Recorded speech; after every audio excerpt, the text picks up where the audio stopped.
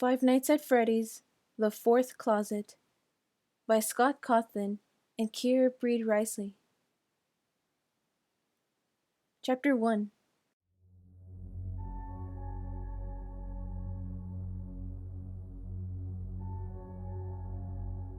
Charlie! John clambered through the rubble toward the place where she'd been, choking on the dust of the explosion. The ruins shifted beneath his feet, and he stumbled over a block of concrete and caught himself just before falling, scraping his hands raw as he grabbed frantically at the broken surface. He reached it, the place where she'd been. He could feel her presence beneath him. She took hold of an immense block of concrete and hefted it with all his strength. He managed to tilt it from the pile and overturn it, where it fell with a thud, rattling the ground he stood on. Over his head, a steel beam creaked, wavering precariously. "Charlie!" John cried her name again, and he shoved another block of concrete away. "Charlie, I'm coming!" He was gasping for breath, moving the remains of the house with desperate adrenaline-fueled strength, but the adrenaline was running thin. He set his jaw and pressed on. His palms slipped as he tried to lift the next block, and when he looked, he realized, dazedly, that his hands left streaks of blood wherever they touched. He wiped his palms on his jeans and tried again. This time, the broken concrete moved, and he balanced it on his thighs and took it 3 steps away, then dropped it on a pile of debris. It crashed down onto the rubble and shattered rock and glass beneath it, starting an avalanche of its own, and then, beneath the sounds of wreckage, he heard her whisper, "John. Charlie." His heart stopped beating as he whispered back to her, and again the rubble moved under his feet. This time he fell, landing hard on his back, knocking the wind out of him. He struggled to inhale, his lungs useless. Then haltingly, he began to breathe. He sat up, lightheaded, and saw what the collapse had revealed. He was in the little, hidden room in Charlie's childhood house. Before him was a plain, smooth, metal wall. At the center was a door. It was only an outline, without hinges or a handle, but he knew what it was, because Charlie had known, when she stopped running in the midst of their escape and pressed her cheek against the surface, calling to someone, or something, inside. "John!" She whispered his name again, and the sound seemed to come from everywhere at once, bouncing off the walls of the room. John got to his feet and put his hands on the door. It was cool to the touch. He pressed his cheek to it, just as Charlie had, and it grew colder, like it was draining the warmth from his skin. John pulled back and rubbed the cold spot on his face, still watching the door as the shiny metal began to dull before his eyes. Its color paled, and then the door itself began to thin, its solidity vanishing until it looked like frosted glass, and John saw there was a shadow behind the glass. The figure of a person. The figure stepped closer, the door clarifying until he could almost see through it. He moved closer, mirroring the figure on the other side. It had a face, sleek and polished, its eyes like a statue's, sculpted but unseen. John peered through the door between them, his breath clouding the near-transparent barrier. Then suddenly, the eyes snapped open. The figure stood placidly before him, the eyes fixed on nothing. They were clouded and unmoving, dead. Someone laughed, a frantic, mirthless sound that echoed in the small, sealed room, and John looked wildly around for the source. The laughter rose in pitch, growing louder and louder. John covered his ears with his hands as the piercing noise became unbearable. "Charlie!" he cried again. John jerked awake, his heart racing. The laughter went on, following him out of the dream, then lit on the TV, where a clown's painted face filled the screen, caught in a convulsive fit of laughter. John sat up, rubbing his cheek where his watch had been pressing into it. He checked the time, then breathed a sigh of relief. He had just enough time to get to work. He sat back, taking a moment to catch his breath. On the TV screen, a local news anchor was holding a mic up for a man dressed as a circus clown, complete with a painted face, a red nose, and a rainbow-colored wig. Around his neck was a collar that looked like it belonged in a Renaissance painting, and he was wearing a full yellow clown suit, with red pom-poms for buttons. "So, tell me," the anchor said brightly, "did you already have this costume, or did you make it especially for the grand opening?" John switched the TV off and headed for the shower. He'd been at it all day, but the noise was still unbearable. A rattling, clanging din punctuated by shouts and the intermittent earth-shaking clatter of jackhammers. John closed his eyes, trying to blot it out. The vibrations resounded in his chest, filling him up, and amid the noise the sound of desperate laughter suddenly rang in his ears. The figure from his dream came to him again, just out of sight, and he felt as though, if he just turned his head to the right way, he could see the face behind the door. "John!" John turned. Luis was standing a foot away, giving him a puzzled stare. "I called your name 3 times, he said. John shrugged, gesturing at the chaos around them. "Hey, some of the guys are going out after this. You coming?" Luis asked. John hesitated. "Come on, it'll be good for you. All you do is work and sleep." He laughed good naturally and slapped John on the shoulder. "Right. Good for me." John smiled back, then looked at the ground as the expression faded. "I just have so much going on right now." He tried to sound convincing. "Right. Lots going on. Just let me know if you change your mind."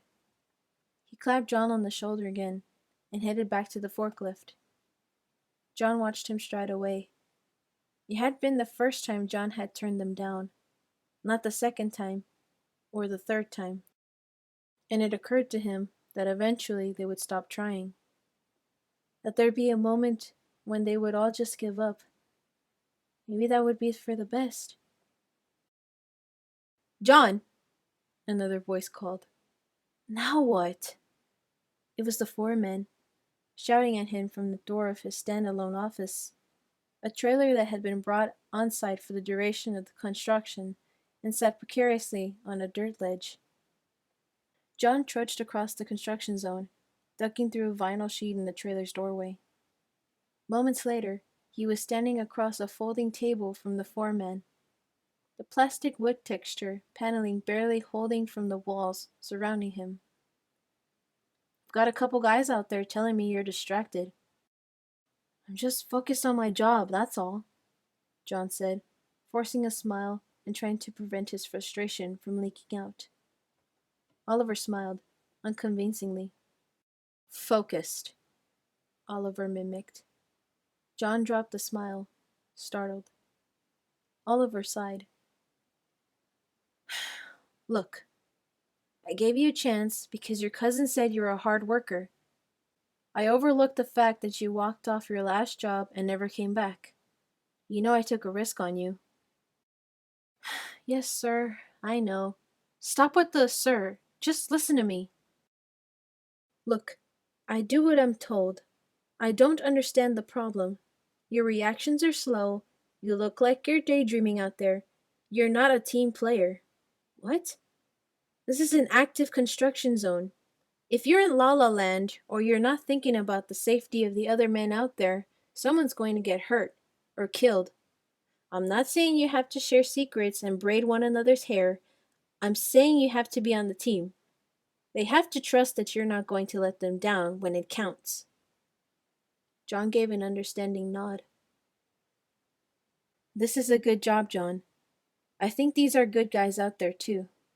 Work isn't easy to come by these days, and I need you to get your head in the game. Because the next time I see it in the clouds, well, just don't put me in that position. Understand?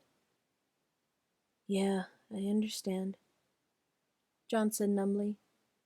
He didn't move, standing on the shag brown carpet that came with the portable office as though waiting to be dismissed from detention. Okay, get out. John went.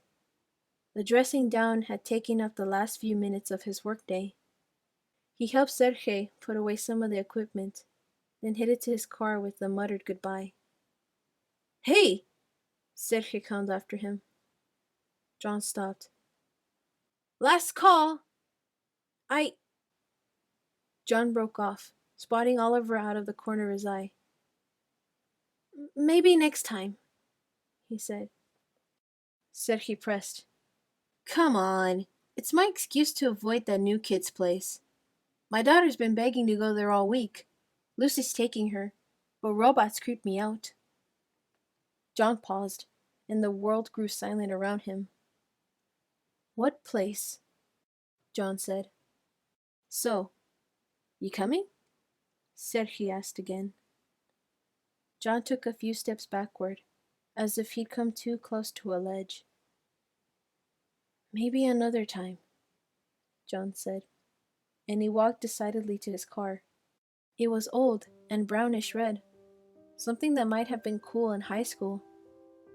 Now it was just a reminder that he was still a kid who hadn't moved on, a mark of status that had become a mark of shame within the space of a year. He sat heavily, a plume of dust shooting out the sides of the car seat as he dropped onto it. His hands were shaking. Get a grip. He closed his eyes and clutched the wheel, steadying himself. This is life now, and you can do it, he whispered, then opened his eyes and sighed. Sounds like something lame my dad would have said. He turned the key. The drive home should have been 10 minutes, but the route he took was closer to half an hour, as it avoided driving through town. If he didn't drive through town, there was no risk of running into people he didn't want to talk to. More importantly, he didn't risk running into the people he did want to talk to. Be a team player. He couldn't muster real resentment toward Oliver. John wasn't a team player. Not anymore. For almost 6 months, he had been coming and going from home to work like a train on a track, stopping to buy food now and then, but not much else. He spoke only when necessary, avoided eye contact. He was startled when people spoke to him, whether they were co-workers saying hello or strangers asking the time.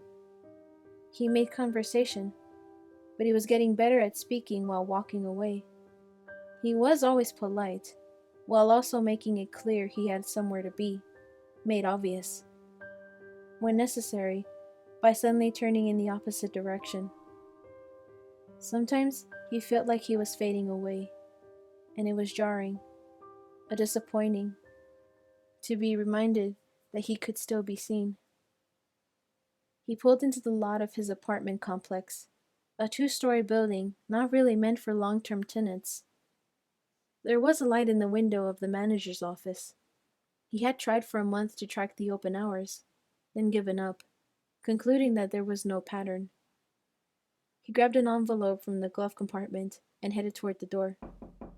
He knocked, and there was no response, though inside he could hear sounds of movement. He knocked again, and this time the door opened partially. An old woman with the skin of a lifelong smoker peered out at him. Hey, Delia, John smiled. She didn't smile back. Rent check. John handed an envelope to her. I know it's late. I came by yesterday, but no one was here. Was it during business hours? Delia peered into the envelope carefully, as though suspicious of what might be inside. The lights were off, so then it wasn't during business hours. Delia bared her teeth, but it wasn't really a smile.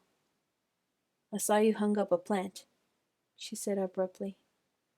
Oh, yeah. John peered over his shoulder, toward his apartment, as though he might be able to see it from where they stood. It's nice to take care of something, right? John tried to smile again, but quickly gave up, engulfed in a vacuum of judgment that allowed for no levity. That's allowed, right? To have a plant? Yes, you can have a plant. Delia took a step back inside and looked poised to close the door. People don't usually settle in here. That's all. Usually there is a house, then a wife, and then the plant. Right. John looked down at his shoes. It's just been a rough... He began, but the door closed with a firm thunk. Year. John considered the door for a minute, then headed to the ground floor apartment at the front of the complex, now his for another month. It was a single bedroom unit with a full bath and half a kitchen. He kept the blinds up while he was away to show that he had nothing. The area was prone to burglaries, and it seemed like a safe bet to telegraph the fact that there was nothing to steal here. Once inside, John locked the door behind him and carefully slid the chain into place. His apartment was cool and dark, and quiet. He sighed and rubbed his temples. The headache was still there, but he was growing accustomed to that. The place was sparsely furnished. It had come that way. And the only personal touch he had added to the living room was to stack 4 cardboard boxes full of books against the wall below the window. He glanced at them with a disappointing familiarity. He went to the bedroom and sat down on the bed, the springs creakingly stiffly beneath him. He didn't bother turning on the light. There was enough daylight still leaking through the small, dingy window above his bed. John looked toward his dresser, where a familiar face looked back at him. A toy rabbit's head, its body nowhere to be found. What did you do today? John said, meeting the plush rabbit's eyes as if it might show a spark of recognition. Theodore just stared back blankly, his eyes dark and lifeless. You look terrible. Worse than me. John stood and approached the rabbit's head. He couldn't ignore the smell of mothballs and dirty fabric.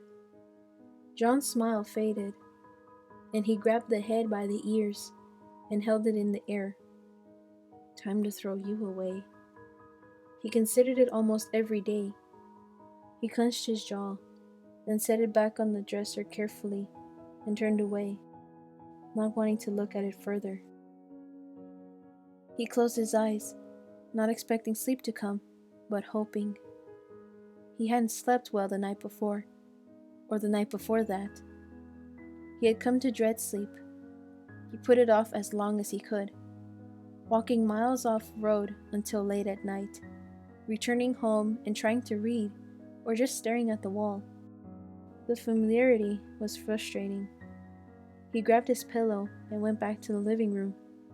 He lay down on the couch, swinging his legs over the arm so he could fit. The silence in the little apartment was beginning to ring in his ears, and he grabbed the remote off the floor and turned on the TV. The screen was black and white, and the reception was terrible. He could scarcely make out faces through the static, but the chatter of what sounded like a talk show was rapid and cheerful. He turned the volume low and settled back, staring at the ceiling and half listening to the television voices until slowly he drifted into sleep.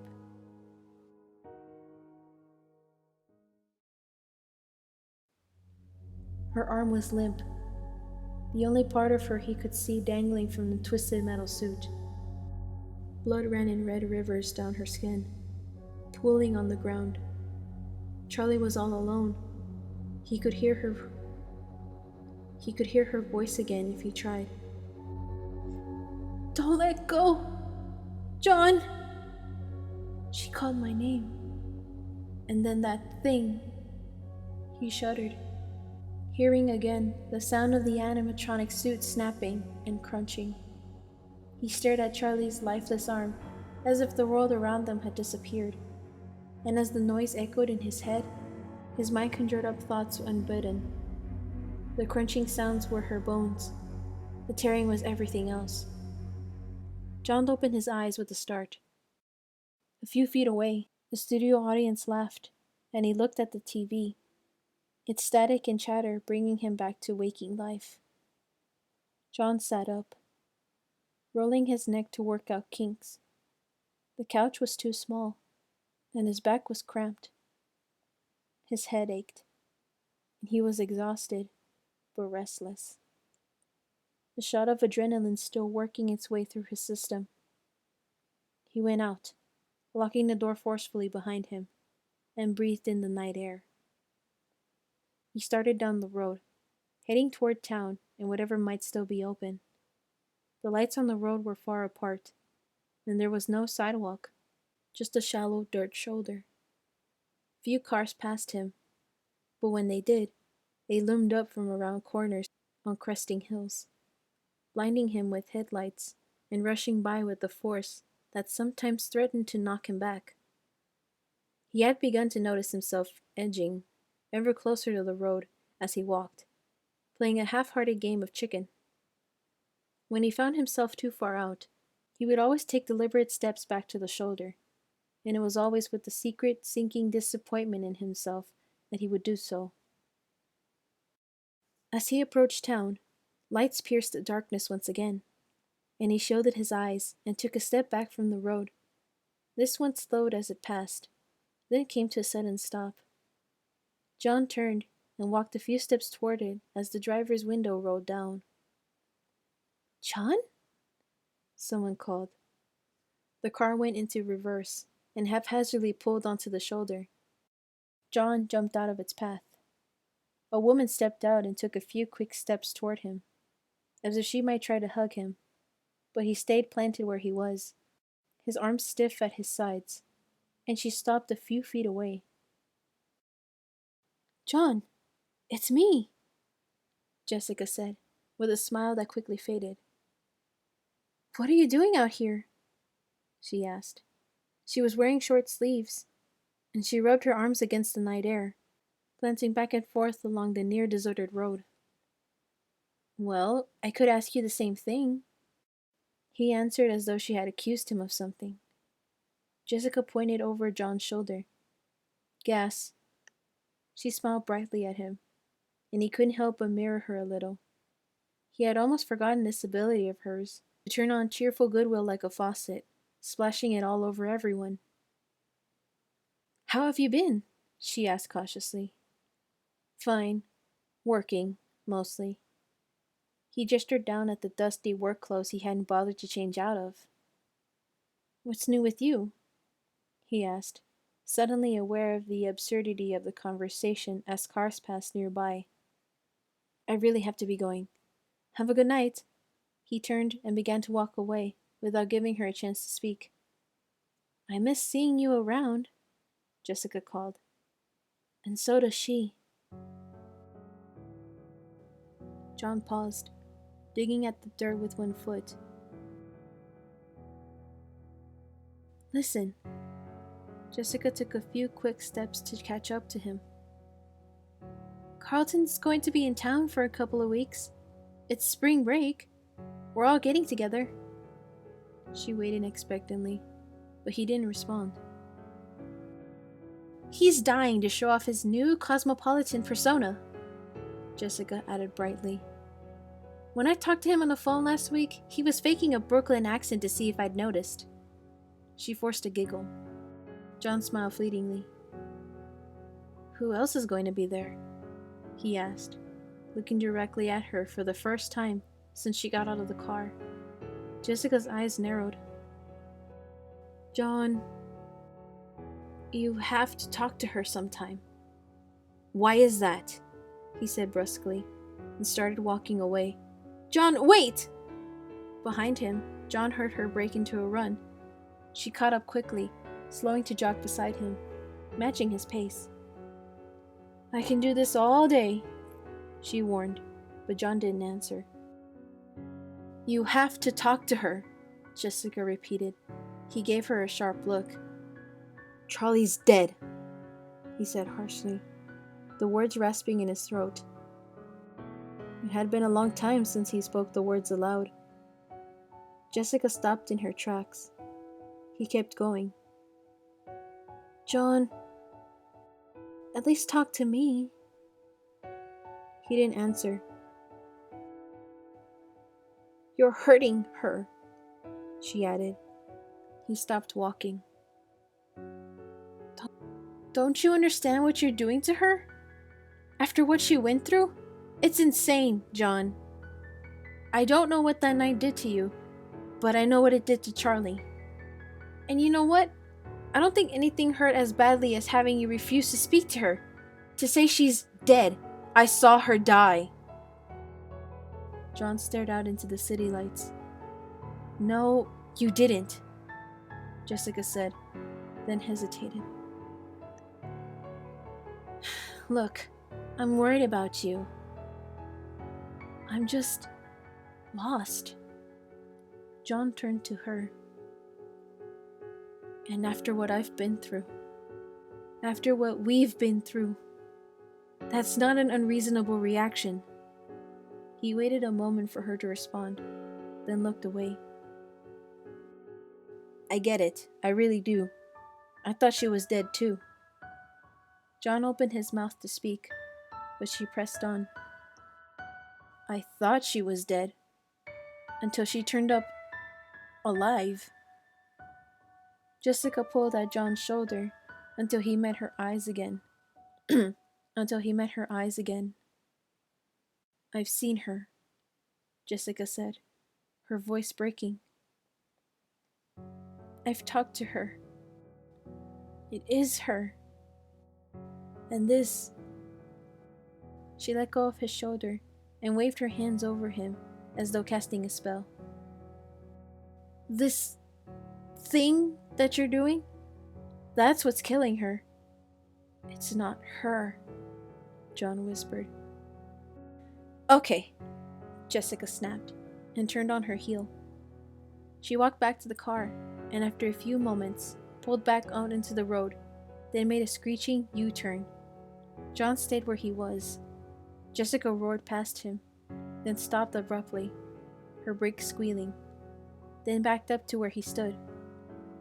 We're meeting at Clay's house on Saturday, she said tiredly. Please. He looked at her. She wasn't crying, but her eyes were shiny, her face red. He nodded. Maybe. Good enough for me. I'll see you there, Jessica said. Then she drove off without another word, the engine roaring in the quiet of the night. I said maybe, John muttered into the darkness.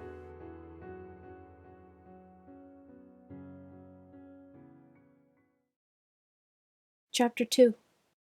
The pencil squeaked against the paper as the man at the desk carefully filled out the form in front of him. He paused suddenly, a wave of dizziness overtaking him. The letters on the page were fuzzy, and he adjusted his reading glasses, his head swimming. The glasses made no difference, and he took them off and rubbed his eyes. Then, just as suddenly as it had come, the sensation was gone.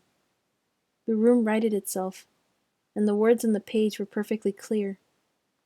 He scratched his beard, still disconcerted, then began to steadily write again. A ring sounded, and the front door opened. Yes, sir? He barked without looking up. I wanted to have a look around the yard. A woman's voice echoed softly. Oh, pardon me, ma'am. The man looked up and smiled momentarily, then went back to his form, writing as he talked. Scrap is 50 cents a pound. It might be more if you find a specific part, but we can see what you come back in. Just go have a look around. You have to bring your own tools. but we can help you load it up when you're ready to leave. I'm looking for something specific. The woman peered down at him, observing his name tag. Bob? She added belatedly. Well, I don't know what to tell you. He set his pencil down, then reclined and crossed his arms behind his head.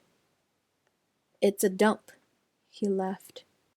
We tried to at least separate the junk cars from the tin cans, but what you see is what you get. Bob, you received several truckloads of scrap metal on this date, and from this location. The woman set a piece of paper down on top of the form Bob had been working on. Bob picked it up and adjusted his reading glasses, then looked up at her over them. Well, as I said, it's a dump, he said slowly, growing more concerned as the moments passed. I might be able to point you in the right direction. I mean, we don't catalog this stuff.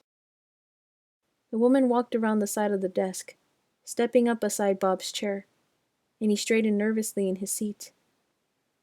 I hear you boys had some trouble here last night, she said casually.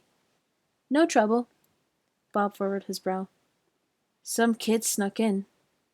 It happens. That's not what I heard. The woman studied a picture on the wall. Your daughters?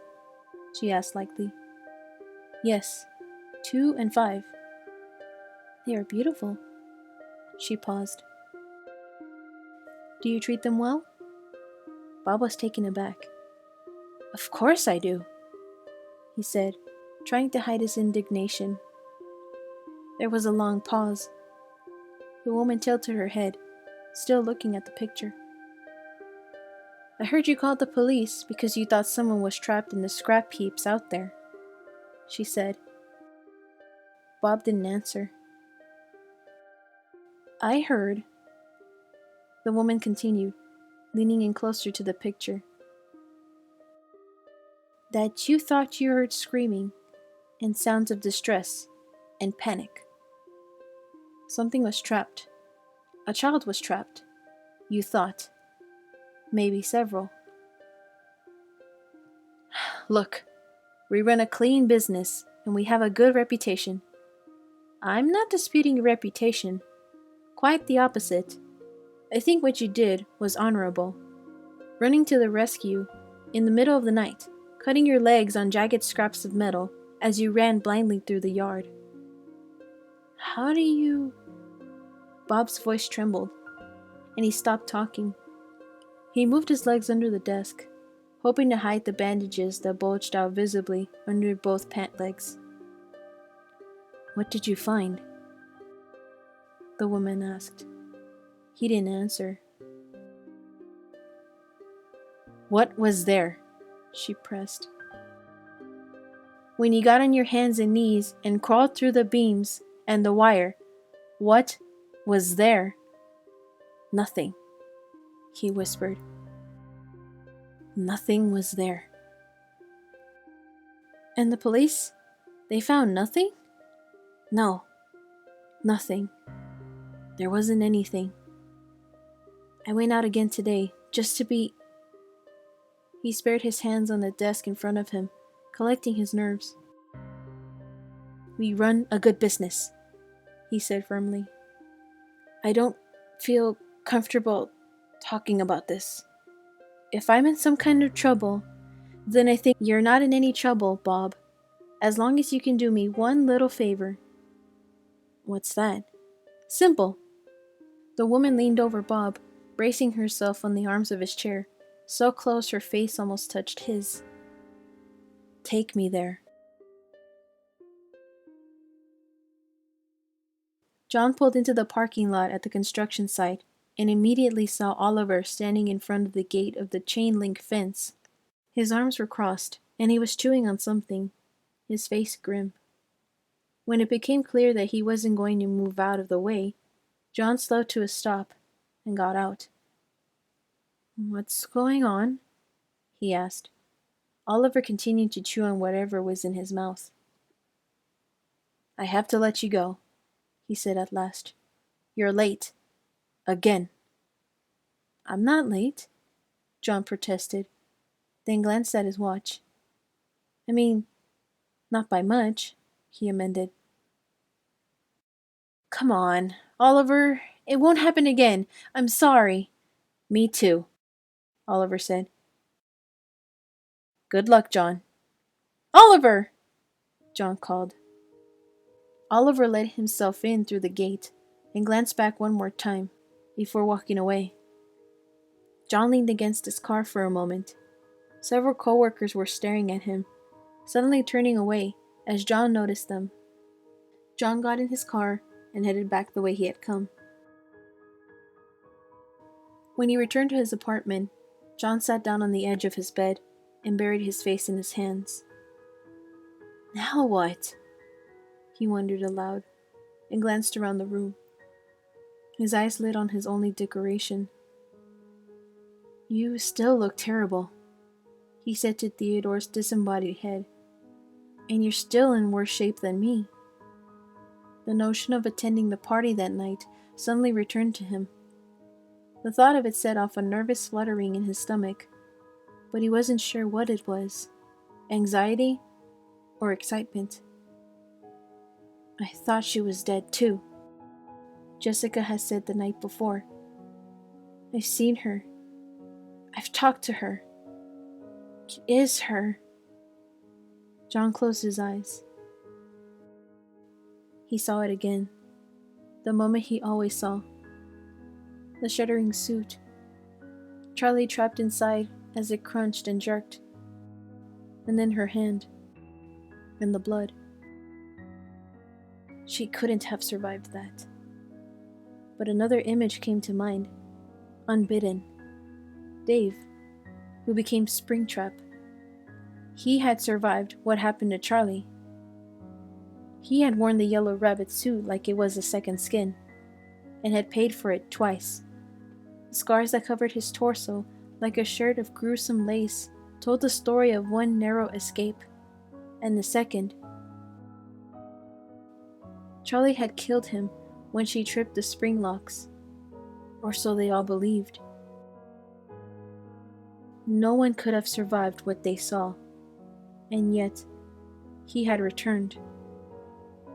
For an instant, John pictured Charlie, scarred and broken, yet miraculously alive. But that doesn't sound like the person Jessica saw. John spoke clearly to Theodore. Someone broken and scarred. That's not who Jessica was describing. He shook his head. That's not the person I saw at the diner.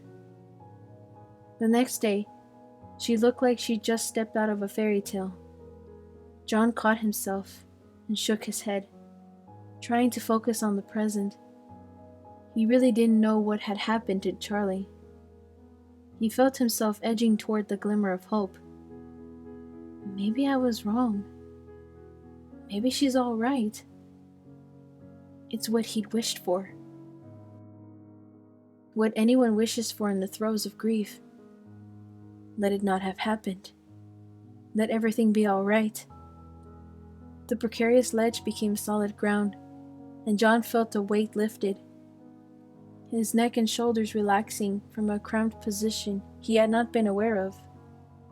The fatigue from so many months of misspent sleep caught up to him all at once. He looked at Theodore. He was clutching the rabbit's head so tightly that his knuckles had gone white. He slowly released the toy, propping it up on the pillow. I'm not going, he said. I was never really considering it. I just wanted Jessica to leave me alone. He held his breath for a moment, then let out a deep sigh. Right? He said, his tone becoming more agitated. What would I even say to these people?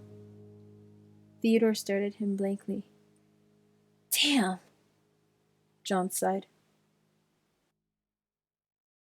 The fluttering in John's stomach grew worse the closer he came to Clay's house. He checked the dashboard clock. It was only 6.